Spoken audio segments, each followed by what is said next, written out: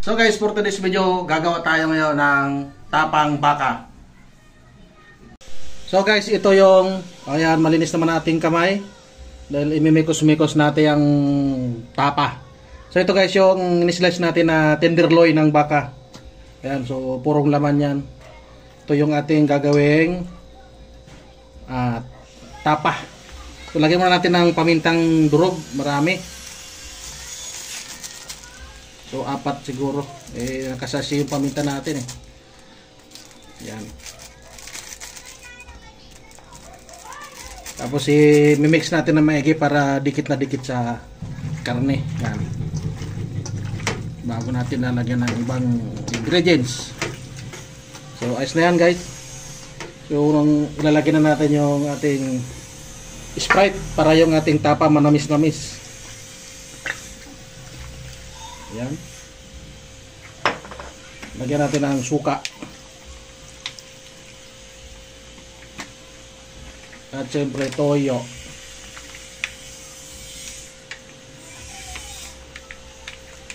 Yan, maraming toyo. At imimix na natin yan. Yan. So, lalagay ko siya sa bawang tapos lalagyan natin sa chiller. Tapos bukas tatanggalan na natin ng itong ibinabad natin para mas masarap na yung tapa. At ipiprito natin yan sa sunod na araw. Napakasarap yan. So yan guys, lalagyan na natin dito sa ating lock and lock. At ilalagyan na natin yan sa ref natin. Yan, oh.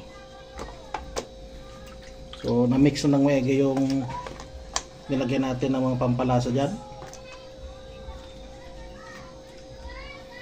Bukas pwede na to. Pwede na magprito ng pangalmusal.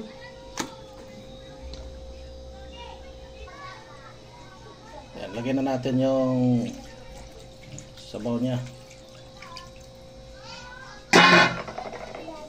Yan. So ngayon guys, subukan natin ngayon magluto na nung tapa na baka na ginawa ko. So ito, tinanggalan ko siya ng sabaw. Yung marinated, inalis ko na. So pwede natin ibilad dyan. So subukan ko ngayon magluto ng tapsilog. Yung sinangag, itlog at tapa.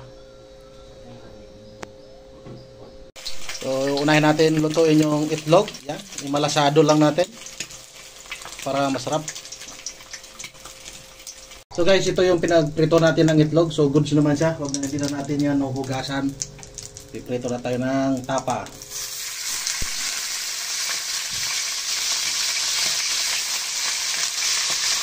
Mix na natin kamay.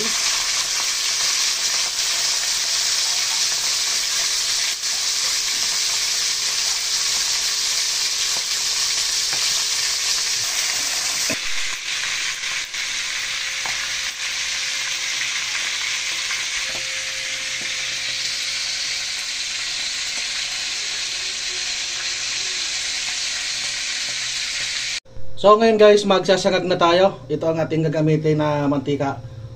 Pacific Sunrise garlic flavor. So di natin kailangan ng garlic, kaya may garlic na sa sarili. So masarap to guys sa sinangag. Lagyan na tayo ng konti.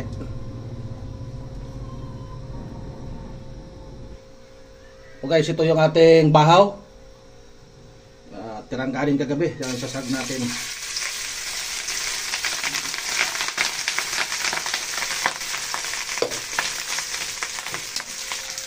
So, lagyan natin guys ng kaunting asin.